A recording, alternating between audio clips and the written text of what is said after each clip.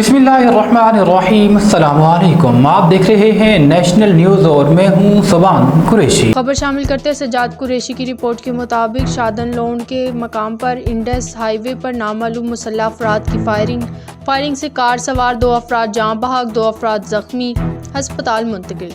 शादन loan में नामालूम मुसल्लह अफराद ने कार सवारों पर अंधाधुंध फायरिंग कर दी, जिसके नतीजे में शहबाज और महबूब नामी 2 नौजवान जाँ बहक हो गए, जबकि 2 अफराद जख्मी।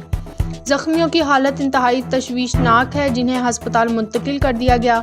रेस्क्यू ज़राए के मुताबिक जख्मियों की शनाख्त मोहम्मद इब्राहिम और अब्दुल मजीद सहानी के नामों से हुई है। पुलिस के मुताबिक वाक़या पुरानी दुश्मनी का शाखसाना हो सकता है। मज़ीद कार्रवाई का आगाज़ कर दिया गया है। कत्ल होने वाले महबूब अहमद के भाई ने बताया, फायरिंग का वाक़या ज़मीन की काश्त की मद में भत्ता तलब करने की बुनियाद पर किया गया। गैंग को भत्ता ना देने पर उन्होंने गाड़ी पर फायरिंग की। उन्होंने मजीद बताया कि 1.5 साल भी कोई गैंग ने हमारे एक भाई को भत्ता देने से इनकार करने पर कत्ल कर दिया था, और इसी केस की पैरवी करने के लिए महबूब अपने वालिद और अजीज़ों के हमरा पेशी पर जा रहे थे।